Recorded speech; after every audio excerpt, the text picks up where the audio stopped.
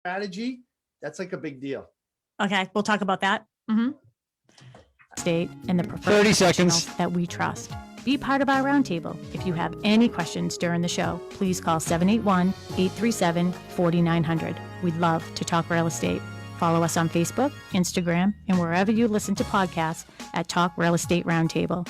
If you would like a one-on-one consultation with me and my team or one of the dedicated agents at Boston Connect Real Estate to discuss your real estate needs, you can connect with us at bostonconnect.com or 781-826-8000. Now, sit back, relax, take good notes, and let's talk real estate. Hello to all my South Shore neighbors. This is Sharon McNamara, and you are listening to Talk Real Estate, and somebody just announced that. So here we are.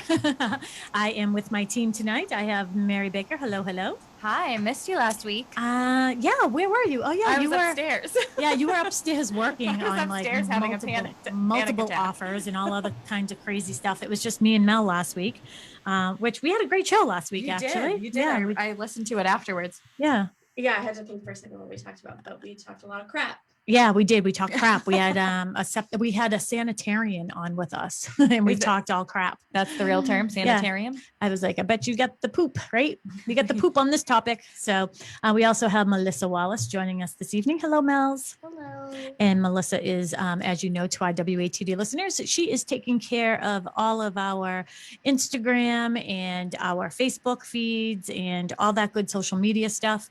We are live tonight, and we are with one of my favorite people on the South Shore as well.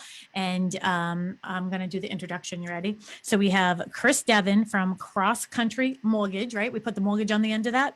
You got it. Cross Country Mortgage. And Yep. He is a pro at this. So he can teach us a few things because he's like a media expert when it comes to all this. So do you still do your radio show? Oh, that's crazy to say, Sharon. I actually do not, but I'm psyched to be here. I've been following your show for a long time. So I'm super excited to be here. I'm really excited to have you. And I know that we've been on your show in the past, and I love to watch your little, your videos that you do.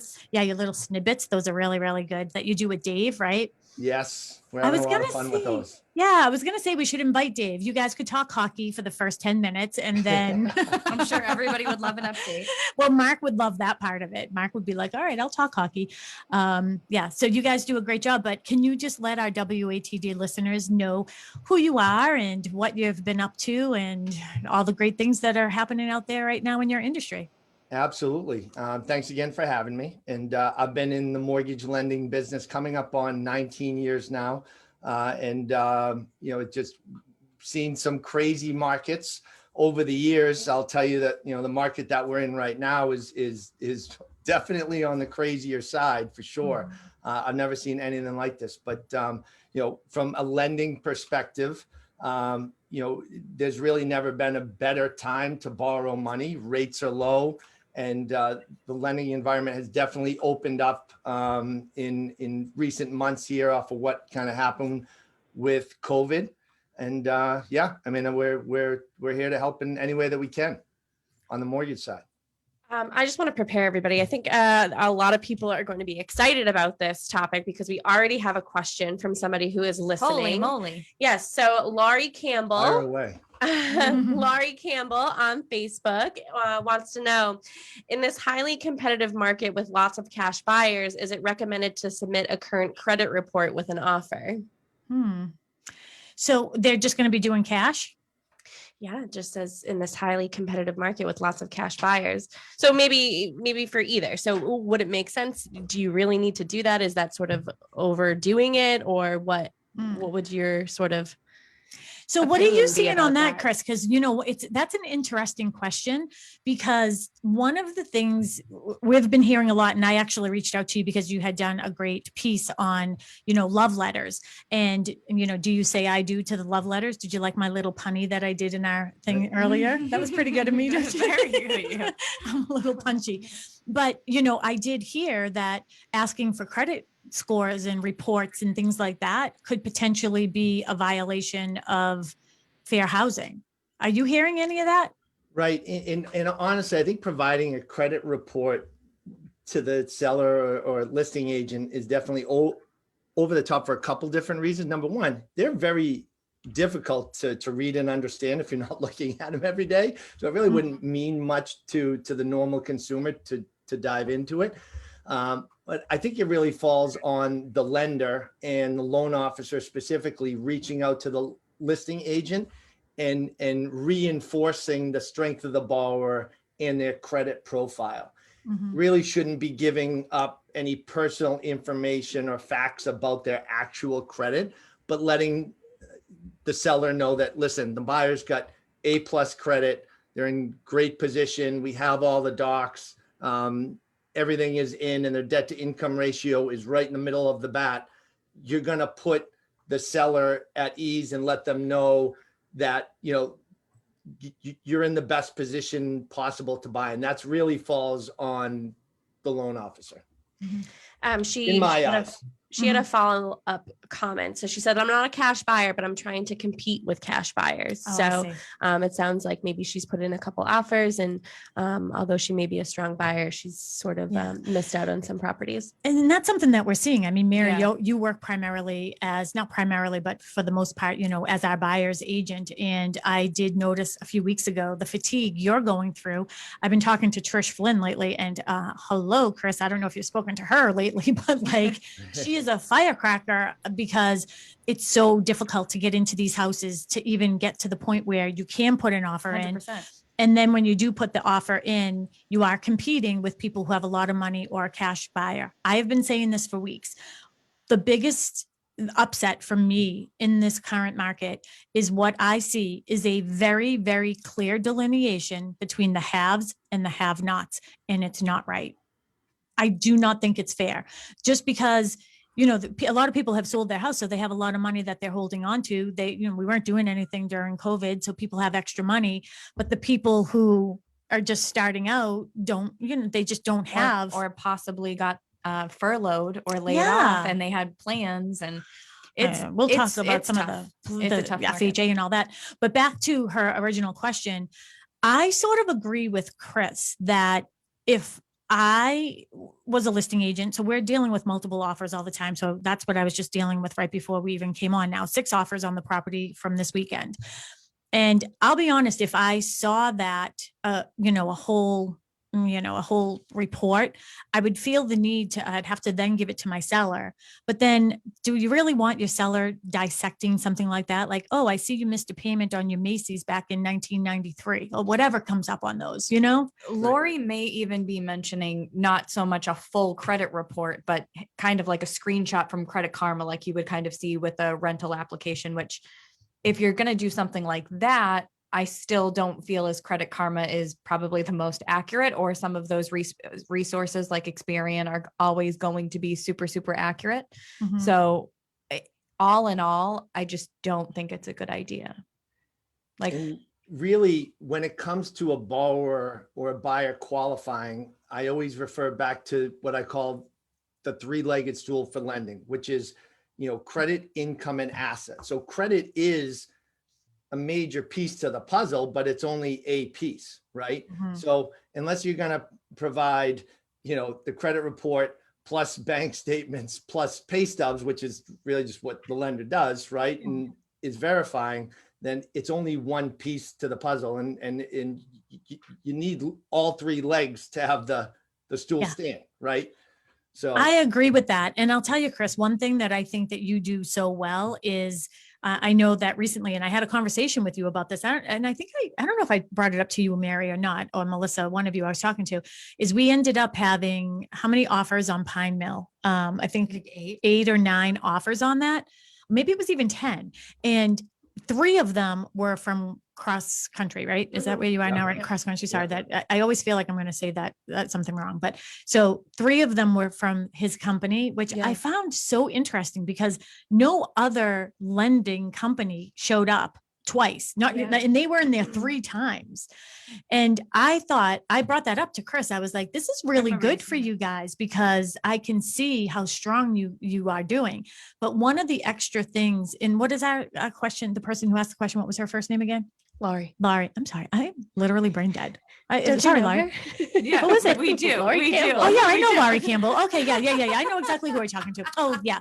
So okay, I know them very well actually. But here's the thing: is definitely trust the team that you're working with, because when I'm a listing, here's the thing: I'm the listing agent. I'm the one that's helping the seller make a decision. And when I go through and I said, "Oh, Chris Devin, I know him. He does a good job. I have confidence in him. I know it will get done.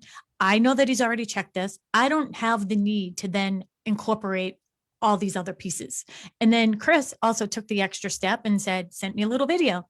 "Hey, Sharon and Mary, just wanted to let you know that, I have a client that put in an offer on your property. Want to let you know that I checked this, that, the other thing. They're very well approved." Mhm. That made me feel good. I totally agree. But here's the thing that Chris probably didn't know. I don't even need him to do that, because as soon as I see his name, I already know that I already have confidence in that. That makes sense? I appreciate that. Yeah, thank you for saying that. But I think that's one of the big things for buyers today that they have to understand from the lending side, is that there's a bunch of really solid mortgage lenders on the South Shore, right? But you need to make sure that you're working with a professional, somebody local that knows what they're doing. And what's amazing to me is that so many people just turn to think that it's all just about the rate, right? Rate or cost. What people don't realize, especially now in the market, it's more compressed than it's ever been. In my 20 years career, I've never seen anything like this. You can shop from every lender from here to California, okay? And what you're going to find is that everybody's going to land within really kind of an 8 to a quarter% in most cases to each other, right? It really comes down to the execution and putting together your team, which I'm sure you guys talk about on the show all the time. And I did as well on my show. It really does matter now more than ever. Rates are rates. It's the execution and making sure, Lori, that you have all your ducks in the row and your pre-approval is rock solid. And when you go to make an offer, your loan officer is going to reach out to the listing agent, educate them on not only your credit, but your income and assets, not giving them details, but just letting them know that they verified your financial situation and that you're ready to go, And I do feel, like I said, as I am looking at all of them, all the different offers, in a lot of instances, like the 6 that we got here, there was one that was a little bit of a, clear runner, forerunner there, front runner. And, but like the other ones are all very, very close. I'll tell you, that's what it sometimes is coming down to, is who is your loan officer? And I'll be honest, that is one of our key things that we look at first. We look at the price. And I always say, just because that's the highest price doesn't mean it's necessarily the best one. And I will tell you, there are times I look and I'm like, I've never worked with this loan officer before. I've never even heard of this company. Can you, and I don't know if you have questions, but that's one thing I really am interested in, Chris, and I'm hoping that you can educate us and our WATD listeners and all of our friends over on Facebook.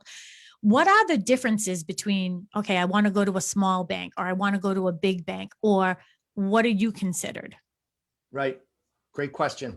So on one side, you have the big banks, right? I actually started off my career at Chase. Everybody knows the name. You see it on the billboards, it's on TV, and it's a huge brand. And what I realized is that a lot of people think because they see all these commercials that that's the safest place to go because of the branding, right?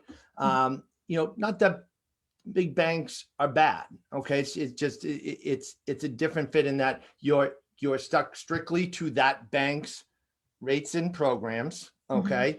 Typically banks tend to be a little bit more conservative. They have what's called overlays. So you have, Fannie Mae and Freddie Mac have their general guidelines that everybody abides by for the most part. And then, sometimes banks will put their own requirements or guidelines on top of the regular guidelines. Okay. So it's not a bad way to go.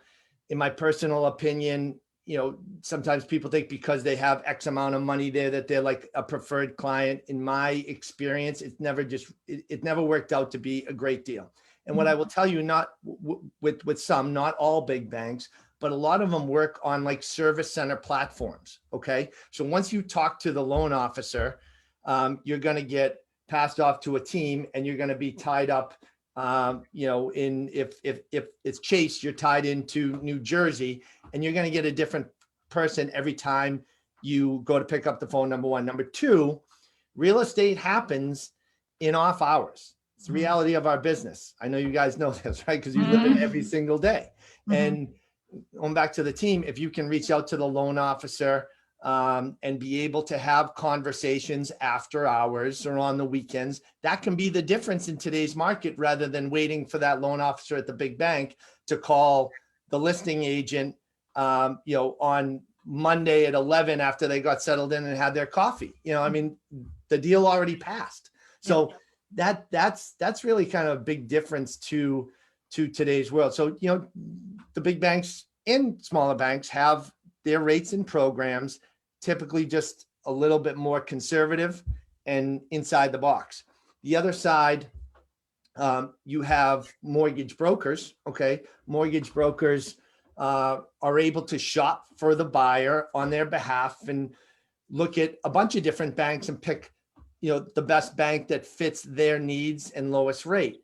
However, the mortgage broker is just a middleman. Okay. So then they take the loan, and then let's say Wells Fargo has the best rate and program for them. They're going to ship it off to Lincoln, Nebraska, and the service center, and the loan's going to be processed, underwritten, and closed through Wells Fargo and the service center. Great, because the broker can shop, but they lose a little bit of control. I was called a correspondent lender. Okay. And there's a bunch of great correspondent lenders out there, direct lenders. And I consider it really the best of both worlds, in that correspondent direct lenders are able to shop a bunch of different lending institutions and banks, all your major players. In my case, we do a lot of stuff with Fannie and Freddie Direct. We actually have our own portfolio, but the big difference is that our buyers' loans are processed, underwritten, and closed by our team here locally. And why that makes a difference is because, a lot of things come up on a loan. I wish every loan was plain vanilla and was, just ran through the system easily. But the reality of it is that's not the way life goes, right? So if things need to get done quickly or need special attention, it's a lot easier to do those things with people that you're talking to every day, that you see on a daily basis. In today's world, it's more Zoom than in the office. But, I know what my underwriters and my processors are doing tonight, if they're having good days, bad days. It's just a lot easier to work with people that and correspondent direct lenders have that type of platform where they're able not only to shop to get you the best rate, but execute locally, which is a big deal. So when you were talking about the banks and the big banks, and I also feel like with the big banks, I always consider them sort of like the big clumsy elephant. Like they can't almost like get out of their own way. Like it's just being shuffled from desk to desk. That's what I just picture. And then with the smaller banks, again, nothing wrong with them, but I feel like they're so strict on their guidelines and so strict on what they can do that sometimes they can't get out of their own way. But what I think is interesting that you just said is real estate is happening, and it's happening really, really fast right now. So even if we take Laurie, what if she got a counter offer on the weekend, and she has to make an adjustment to her pre-approval letter? You can't call somebody at Chase Bank on a Saturday, you know what I mean? Yeah. But chances are you could leave, if you don't get in touch with Chris, but you could leave a message and just say, you know what, I have this opportunity. How do you feel about me going up another $10,000 or $15,000, $20,000, whatever it is? Can you give me a new pre-approval letter? That's not happening when you go to these big banks or even a small bank, I don't think. No, right? I agree. I think it's important to have a direct connection to whomever your lender is, and an open line of communication, both between the agent and the buyer. Absolutely. You're listening to Talk Real Estate Roundtable here on WATD. We're also on Facebook, so thank you for joining us. I am Sharon McNamara, the broker owner of Boston Connect Real Estate, who is your sponsor this evening. We have a special guest with us, Chris Devin, who is the best of the best out there, and he's doing such a great job. I know he works with a lot of our agents in the office as well, and we are taking phone calls. So if you have any questions about the loan process, I know that Chris definitely wants to talk about, people overbidding and that differential between appraisals and not appraising. And where are we going to end up in a couple months? That's one of my questions, because Who knows? yeah. But you can call Ben, who is at the studio, 781-837-4900, 781-837-4900, or you can send me a text because, again, just like Tom Brady, I give out my number, 781-294-4848. You guys getting sick of me saying that? Never. No, it's still sort of funny. I didn't even know he gave out his number, so I He didn't know did. it was a thing. Yep. Okay, so let's start with some of these things that we came up with going back and forth today. We do have a question from Kristen Howlett, who is a full-time real estate agent here at Boston Connect Real Estate, sort of jumping towards the end. And it's actually your question that you wanted to talk about, Chris. She said, can you explain how a low appraisal can affect buyers in particular, or in regard to money down, low loan programs, etc. So sort of what you wanted to talk about earlier today with how, if a property appraises low, what does that mean? What are the options? Right. Great question. And I'm sure you guys are seeing this, correct me if I'm wrong, but down payment really matters in today's Hugely. market, right? Yep, And they just hugely. want to see more of a down payment. So we're dealing with a lot of clients who are in a position where they were thinking that they wanted to, let's just say, put 10 or 15% down. And now they've lost out on a few deals, and they're like, you know what, we're going to try to pull it together with family to get a 20% down option. And what I explained to them is, it's because you make the offer at 20%, okay, doesn't mean at the end of the day you have to put down the 20%, right? You can borrow 10% just as long as you get to the closing. I use the analogy of just getting to the number 10, right? Whether it's 7 plus 3 or 9 plus 1, they all equal 10, right? So, on the legal side of it, when it comes to, if anything was to happen, and this is where the full pre-approval comes into play, and everybody has to understand, like what their qualifications are. But, if you can pull together that 20%, it's going to put you in that much better position in today's market. And Sharon, to your point, I really feel bad for a lot of these first-time home buyers, who are coming at these properties with, 3 and 5% down. Can it be done? Absolutely. Is it an option? Yes, it is. It's just the reality of today's market is that if you can, bring more to the table, it's going to put you in a better position. And, putting down less and Hello? Go ahead. Yeah. Sounds like we have a caller, Ben. I know you just texted me. So we have Victoria on the phone. Victoria, can you hear us?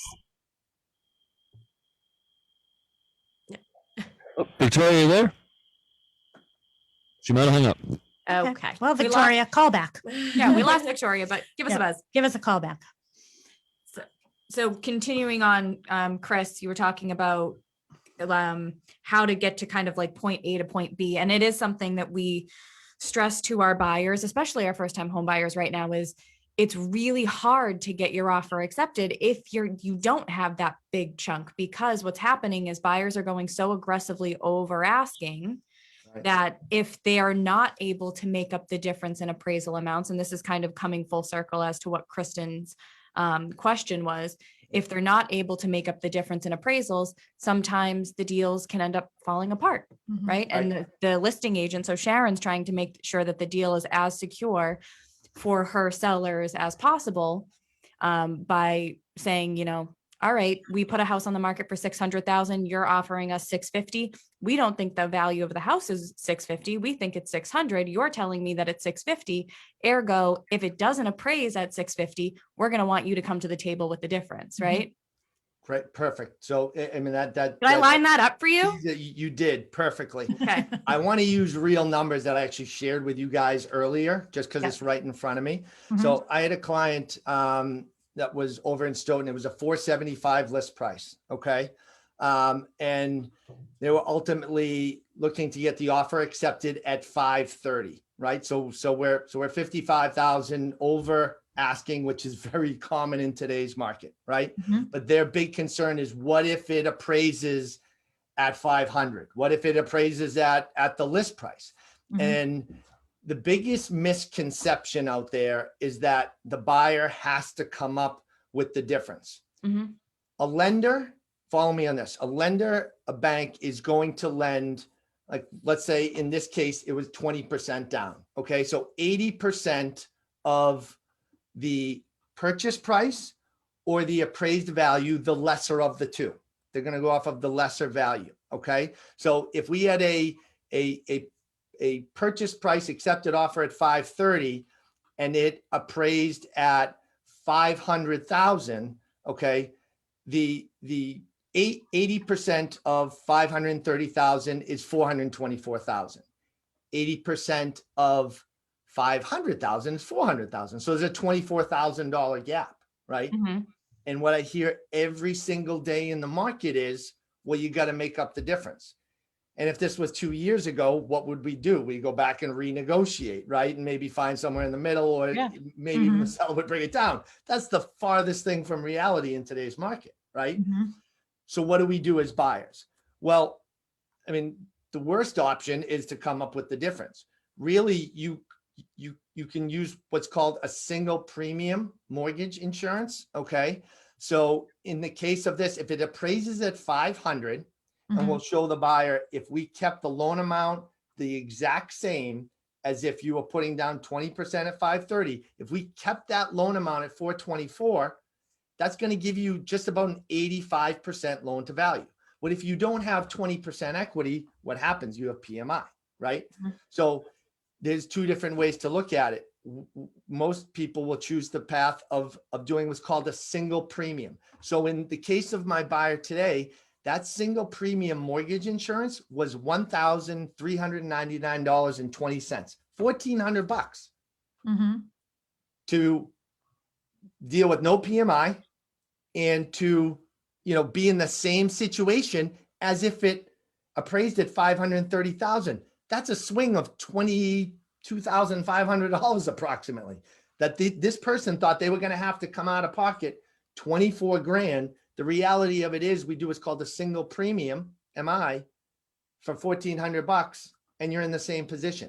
Now, taking it one step further, what if it appraised at the list price, which this listing agent was adamant that they actually put it on lower than it should have been, and she knew it was going to create this bidding war situation, and everybody knows it's Can't do going to that. probably You can't do that. Just saying. You're not supposed to do that. Not supposed to do that. uh, Listing agent, not supposed to do you that. what? I'm just I'm just giving you the feedback from the conversation today. Don't Okay. kill the messenger, right? Right. I'm just telling you what happened. So it was priced very fairly. How about we say Okay. that? Yes. That. Yeah. Perfect. Okay. So it was priced very fairly, and there was no concern about it coming in less than 500, but the list price was 475. Well, to that same point, now we're at a 90% loan to value, but that same cost of MI to put you back in the situation of the same exact payment and loan as the 20% down at a 530 value was just over $2,800. It was like 2820. So Why once have I never again, heard of this before? Yeah. I have been in this business for 20 years and I have never heard of this. I've never heard of it. Never heard of it. Why? Why is that? Are you just that? that good, Chris? No, I'm honestly. Are you giving away your sometimes people are secrets right lazy. now? Yeah, this is a secret. So This is a secret. Well, this because is it is, I definitely a mean, secret. that is huge. I mean, I'm sure there's financial qualifications that line you up to be in this category, right? Like, it's not just like everybody who has 20% could potentially qualify for this. Correct. I'm talking about in this situation, a conventional specific, loan, yeah. but the buyer's just a normal buyer. I mean, look at the price point. We're talking, it was like a 768 credit score, debt to income ratio, middle of the bat. They were fully pre-approved, and this is a great option.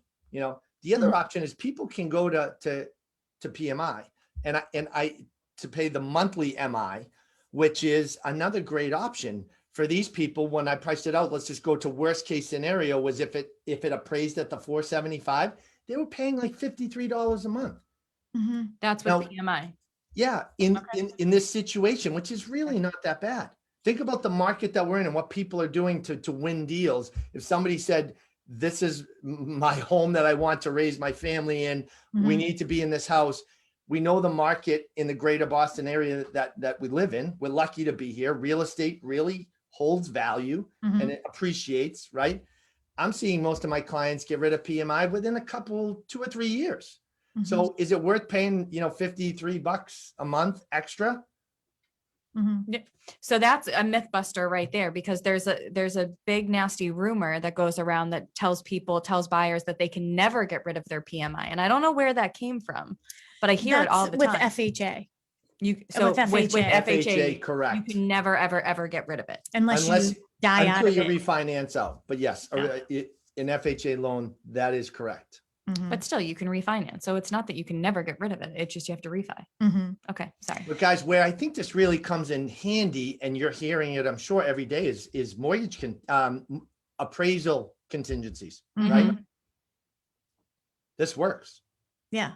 It's a calculated risk, but in today's market, we're seeing a lot of things waived that we've never seen before, or not at the rate that we're seeing them waived, right? Mhm. And this is a pretty safe play for a lot of people. Yeah. So Okay. that's the thing so it's almost like the insurance, they would buy that, they would get that upfront from you, right? That mortgage insurance. Is that how it works? So the Or mortgage just if it insurance doesn't happen? is what's called a single premium. Yeah. Okay. So it's a one-time cost that's paid at the closing, lump sum. Okay. Okay. So it's like, think of it as your loan to value went from 80 to 85. You can pay a single premium. It's $1,400. People say, I don't want PMI. I don't want to even think about it. Okay, great. Here's the cost. It beats the heck out of the $24,000 difference Yeah. in the appraisal coming in low. Yeah, absolutely.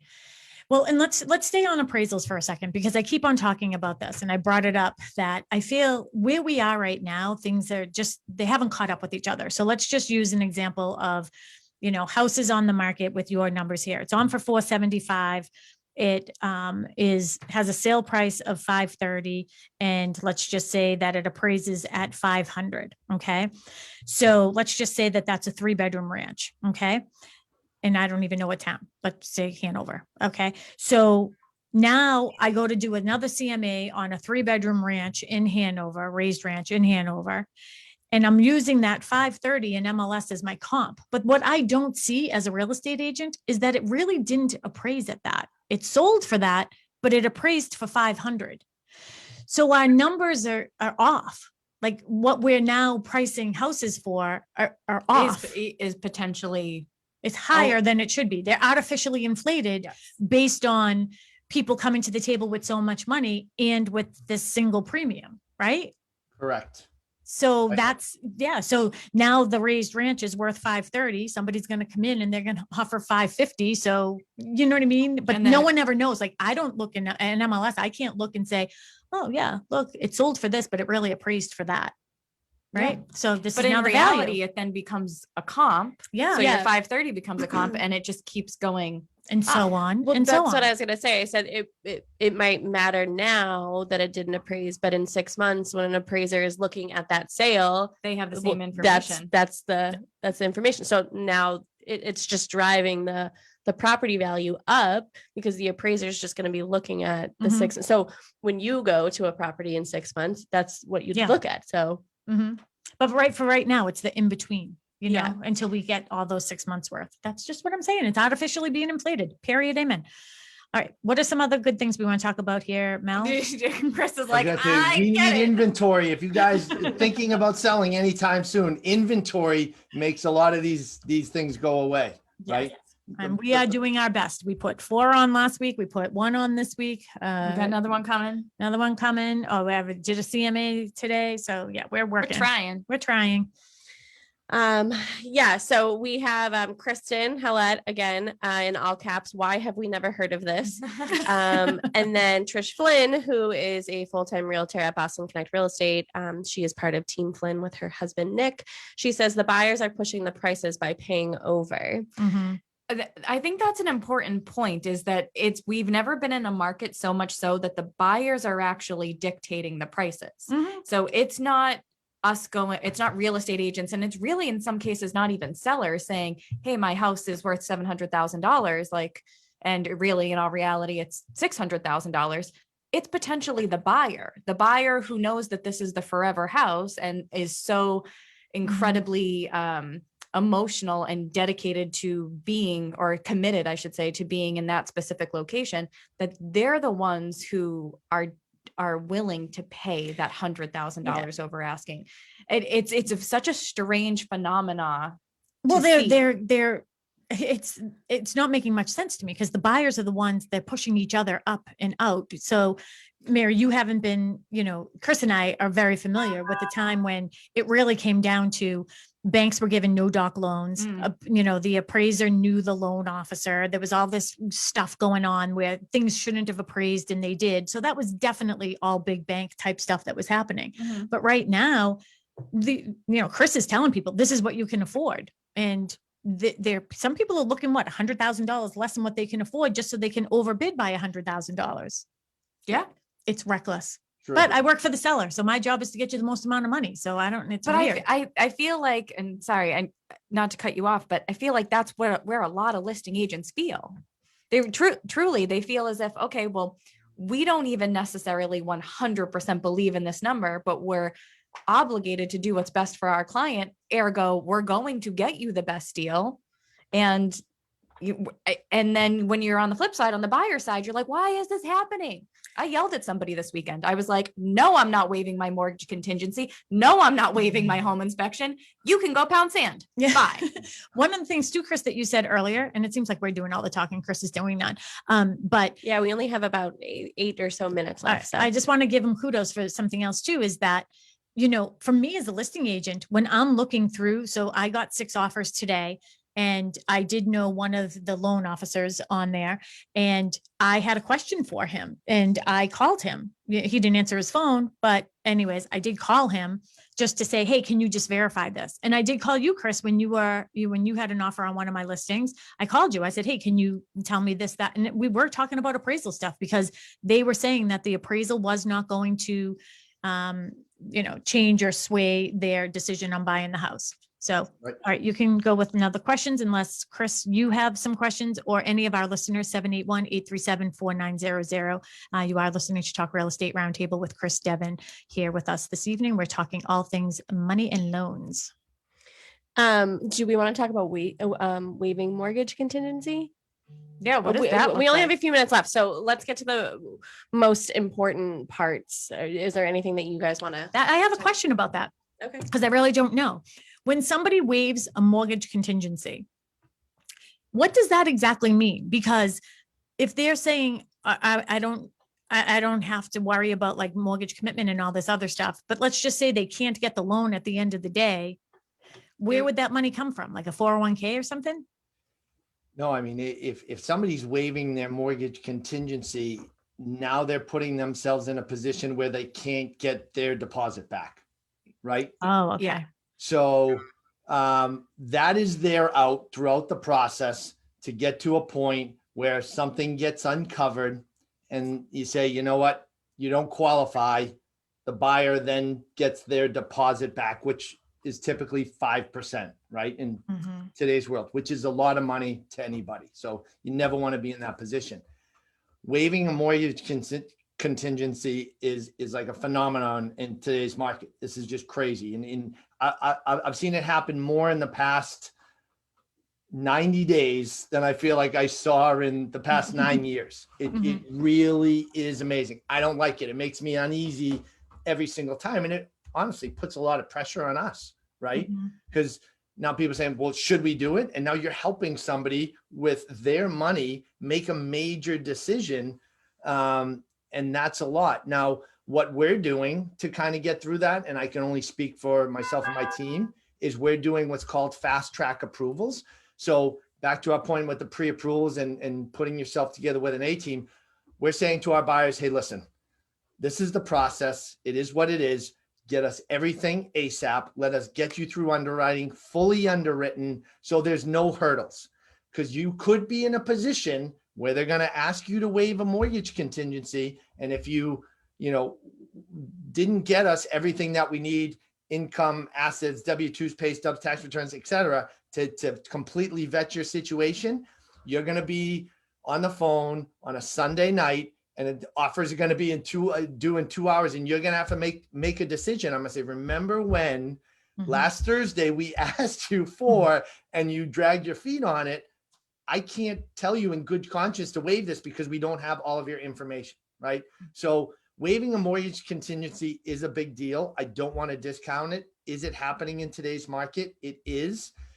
I would only suggest it if you have worked with your lender, completely vetted your whole situation, and really gone through it in great detail to know that everything is rock solid. What you're rolling the dice on is that, at the end of the day with our buyers, I say, listen, you're fully approved, subject to contract, and in some cases appraisal. And we're rolling the dice on job loss, but that's going to happen anyways. And you just hope in today's market, it comes down to humans and potentially somebody understanding your situation. If you were to lose a job, that you get your money back. But just going down the path of getting a pre-qualification or, talking to, I'm going to not reference a specific company, but one that might be a tie to a rocket, let's say. I was literally thinking the same thing. A bookkeeping company. You're rolling the dice, and these are major decisions that have to be made in today's market. It's a reality of what we're doing today. Yeah. And you know what, Chris, this is the thing. It's just like listening to you talk, and it just feels, I think as a real estate team, we're very genuine about, what we want. We want the best for our clients, whether it's our buyers or our sellers. And see, like, if people who are listening on WATD can't see you on Facebook, but you're squirming in your seat as you're even discussing the possibility of somebody giving up a mortgage contingency. But that makes me feel good to have a client in your hands, because you're not going to offer that suggestion to them unless you 100% know it's a slam dunk. So that makes me feel Real good money. about you. Yeah. It's not monopoly money. Life savings in a lot of situations, that you have to take that seriously. And it's our fiduciary responsibility to tell our clients to do the best thing. That's why we'll never tell somebody, don't do a home inspection. If you don't want to do it, you're signing a waiver that it wasn't our idea. So, but did you see his body language change? I mean, he was up, he's moving all over. Like, I don't like it. It's a tough topic of conversation because, and I keep hearing you say, is it a reality of what's happening in the market today? Absolutely. Is it something that people are using as a tool? Absolutely. Can I recommend it in every situation? Heck no. AG double hockey sticks no. He likes hockey sticks. Absolutely not. Man. Like, that's the Catholic school in me. We're not allowed to say it. But seriously, it's and I guess for me, it comes more down to home inspections in all reality, is because clients ask us all the time, should I be waiving my home inspection? I go, here's the reality. Here's what it looks like. Here's your worst case scenario, and here's your best case scenario. At the end of the day, it's ultimately up to you. I can tell you I wouldn't do it. Yeah. Not my choice though. Right. And that's a tough conversation to have. Right. It is. And especially with the prices that we're dealing with on the South Shore, it's not a small purchase. Yeah. No, not at all. Chris, why don't you give your contact information? We only have a couple minutes, so I don't want it to get cut off. So why don't you give your contact information to all of our listeners so they can get in touch with you to get pre-approved, and hopefully everybody does.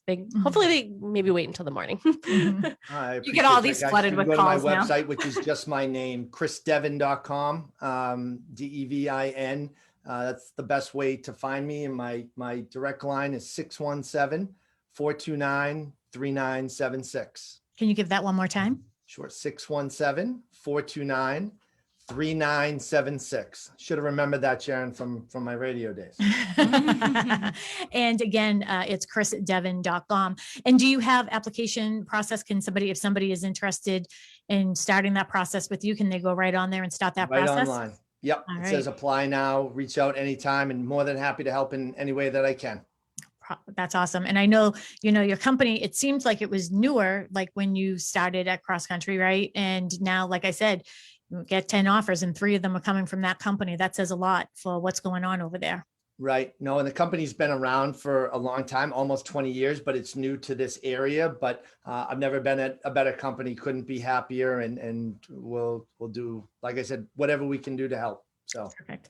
People can also follow you on social media as well. So Chris has a lot of good information that's going on out there as well, and gives a lot of good tips and Makes it tricks. fun. He does. He really does.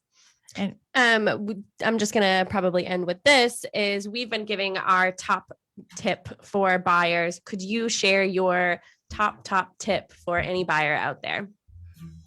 oh, that's a good one. I would say just make sure you are fully prepared. Go into the buying process, build your A team, listen to the professionals, and don't drag your feet. Like, be prepared to go to war in today's market. I hate to say it, but it's the reality. And, you know, from the lending side, get fully pre-approved. People want to talk about rates and all that stuff. It's like, no, just get everything in, you know, put yourself in the best position possible to win. perfect. Thank you again. This is Chris Devin from Cross Country. And I'll say it, your A team should be scrappers. We're digging in the corners to get it done. There you go, Sharon. I love it. Thanks, Bye, guys. Thank you. Bye-bye. Bye, guys. Returning to normal in Thanks, California. Chris. Good job. Really Thanks, appreciate it. guys. Yeah, we That could have was- gone on for on and on and on. So I hope you'll join us again. Right? Absolutely. No, that was I think fun. we'll be talking about this for